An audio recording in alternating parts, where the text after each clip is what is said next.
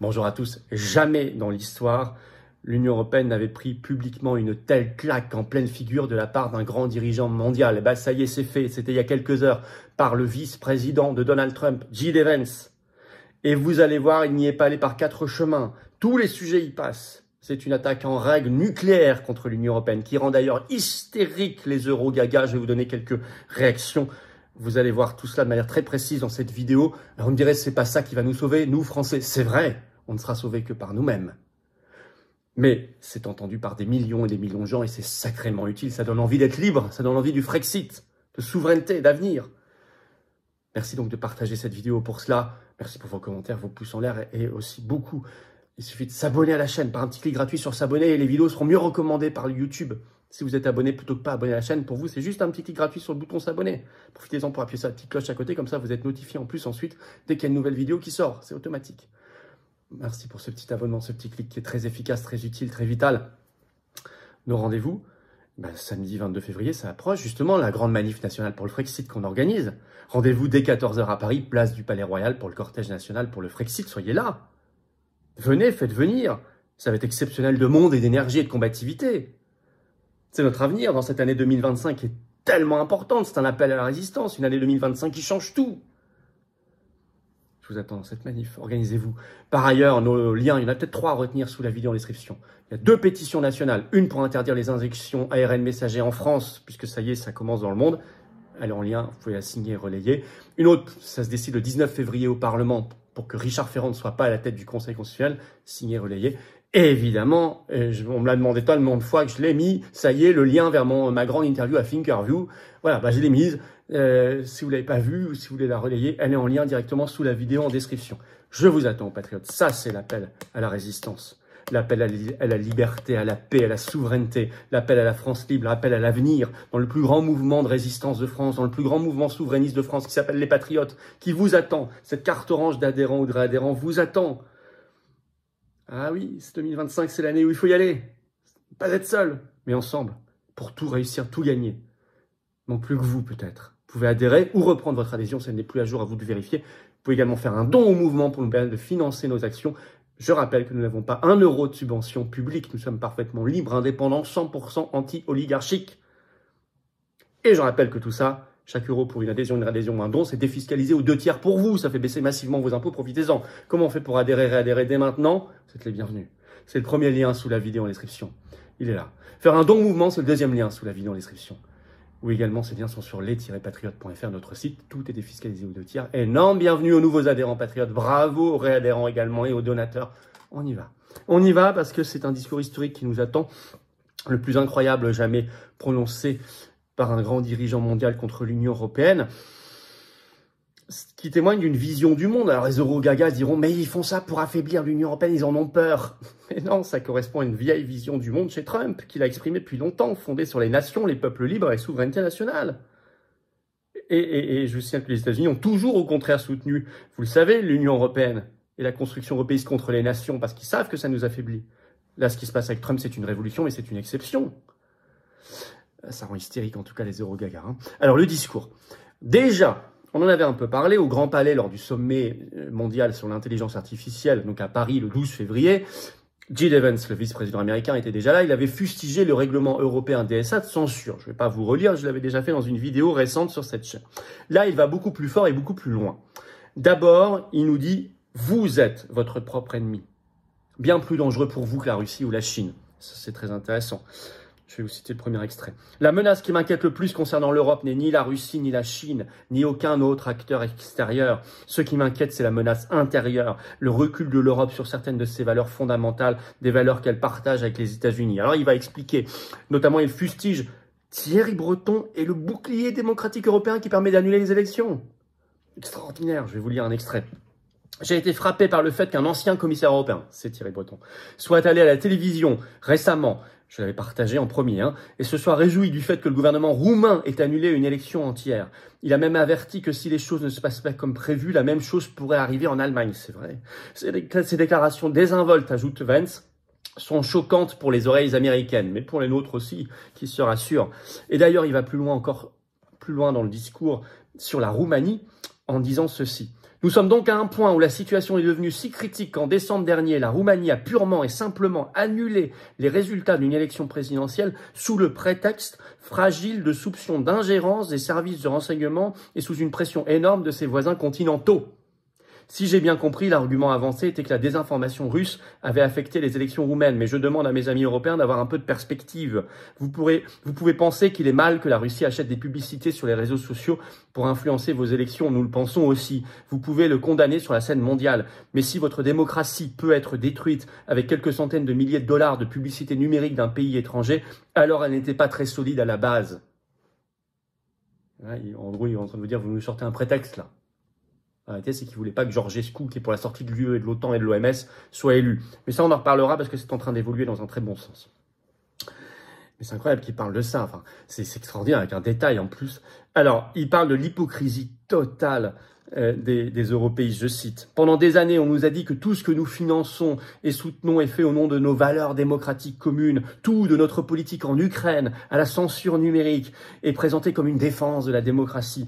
Mais quand nous voyons des tribunaux européens annuler des élections et des responsables de haut niveau menacés d'annuler d'autres scrutins, nous pouvons nous demander si nous respectons nous-mêmes les normes élevées que nous prônons. Vous êtes des hypocrites, dit-il. Vous parlez c'est toujours au nom de la démocratie, etc. On peut y ajouter ce qui s'est passé pendant le Covid, bien sûr. Alors, il se prononce pour la liberté d'expression contre le règlement européen DSA de censure. Je cite un autre extrait. Si vous avez peur de vos propres électeurs, il n'y a rien que l'Amérique puisse faire pour vous. Je regarde vers Bruxelles, où les commissaires de la Commission européenne préviennent qu'ils entendent fermer les réseaux sociaux en cas de troubles civils dès qu'ils y détecteraient des contenus haineux. Ou encore ce pays même, donc là il est en Allemagne, où la police a mené des descentes chez les citoyens suspectés d'avoir publié des commentaires antiféministes en ligne sous prétexte de combattre la misogynie sur Internet. Il y va. Il ajoute, la liberté d'expression, je le crains, est en recul. Il parle du Covid. Je cite un autre extrait. L'administration précédente, il parle aux États-Unis de l'administration Biden, a menacé et harcelé les entreprises de réseaux sociaux pour qu'elles censurent ce qu'elle appelait de la désinformation. De la désinformation comme l'idée que le coronavirus aurait probablement fuité d'un laboratoire en Chine, une hypothèse aujourd'hui largement admise. Alors je viens ici aujourd'hui non seulement avec une observation, mais aussi avec une offre. Alors que l'administration Biden semblait désespérée de faire taire les gens, l'administration Trump fera exactement le contraire et j'espère que nous pourrons travailler ensemble sur ce point. Alors, il s'en prend même à la conférence de Munich elle-même qui censure, à l'Allemagne qui censure, référence à un soutien à l'AfD, l'Alternative für Deutschland, le parti allemand qui veut le Dexit, sortir l'Allemagne de l'Union européenne et de l'euro. Ça fait beaucoup de bruit en Allemagne. Écoutez, croire en la démocratie, c'est comprendre que chaque citoyen a une voix et une sagesse. Je crois fermement qu'autoriser nos citoyens à s'exprimer librement les rendra encore plus forts. Ce qui, bien sûr, nous ramène à Munich, où les organisateurs de cette conférence ont interdit la participation de législateurs représentant des partis populistes tant de gauche que de droite. Encore une fois, nous n'avons pas besoin d'être d'accord avec tout ce que ces personnes disent, voire avec quoi que ce soit. Mais quand des dirigeants politiques représentent une partie importante de l'électorat, il est de notre devoir au minimum de dialoguer avec eux. Il ne parle d'ailleurs pas que de l'AfD, il parle aussi d'un mouvement classé à gauche en Allemagne qui prône la fin de la guerre en Ukraine, la fin de l'Union européenne, etc. Bon, c'est un authentique projet de démocratie réelle qu'il exprime, de liberté d'expression. Alors, ce qui est intéressant, c'est qu'il pointe l'immigration massive en disant « c'est un projet organisé et voulu ». Je vais vous citer un extrait. Aujourd'hui, près d'un habitant sur 5 dans ce pays, donc il parle de l'Allemagne, est né à l'étranger, un chiffre record. C'est à peu près le même chiffre aux États-Unis.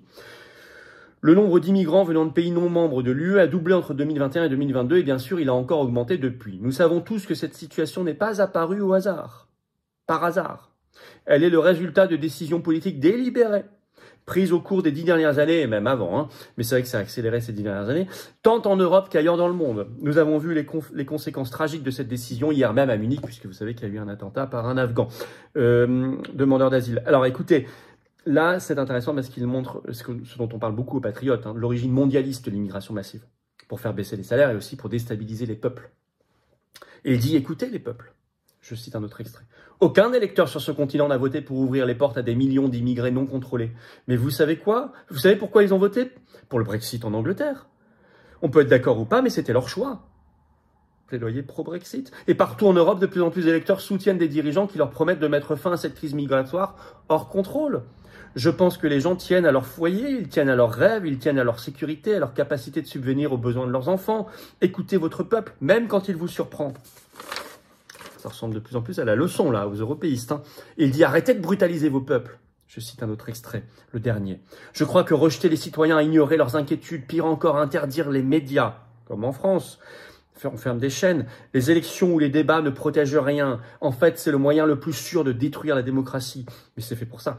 Il ajoute « Exprimer une opinion, ce n'est pas une ingérence électorale. » Mais même si ces opinions sont exprimées par des personnes influentes venant d'un autre pays, si la démocratie américaine a survécu à 10 ans des remontrances de Greta Thunberg, alors vous survivrez à quelques mois d'Elon Musk. Mais ce dont aucune démocratie américaine, allemande ou européenne, même si la démocratie européenne, ça n'existe pas, ne survivra, c'est de dire à des millions d'électeurs que leurs pensées, leurs aspirations et leurs appels au changement n'ont aucune importance. La démocratie repose sur le principe sacré que la voix du peuple compte. Il n'y a pas d'alternative. Alors voilà, c'est monumental, hein. C'est une leçon que ça résonne partout. Merci de partager la vidéo, un petit clic gratuit sur s'abonner. Mais vous allez voir maintenant les réactions hystériques des Eurogagas. Et c'est pas exhaustif, il y en a eu plein. Preuve que ça a touché, ça a frappé juste.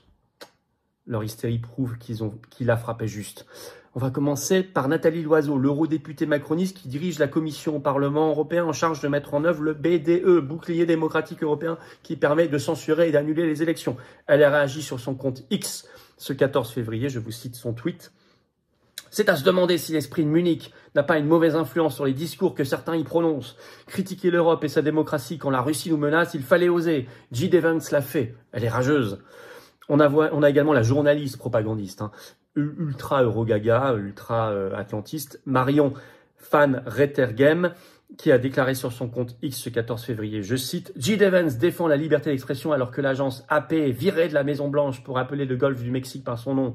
Il sermonne l'Europe sur la démocratie alors qu'il est le vice d'un président qui a tenté un coup d'État, référence ridicule au Capitole. Coup d'État.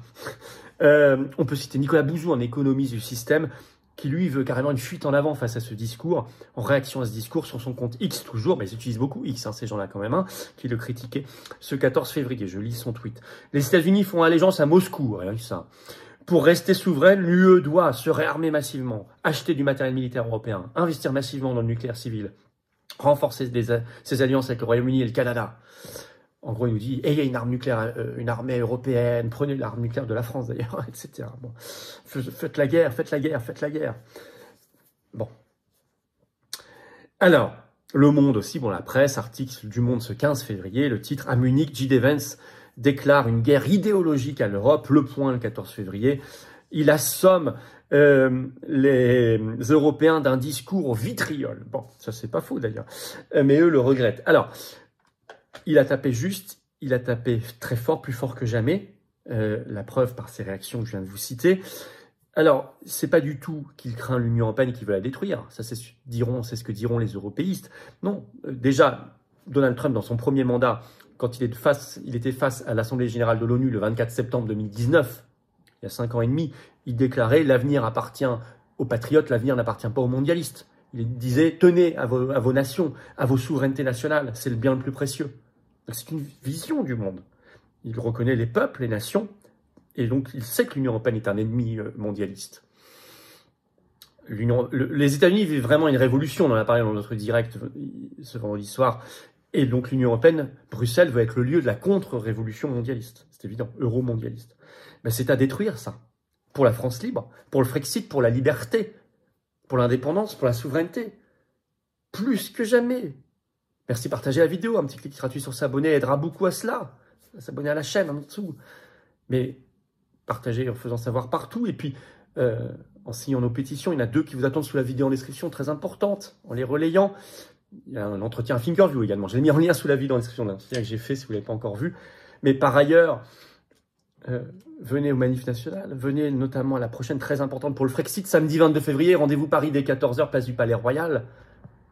Plus importante que jamais celle-là, dans le contexte de 2025, qui est un contexte qui chamboule tout, qui est extraordinaire, qui est une année magnifique de rupture.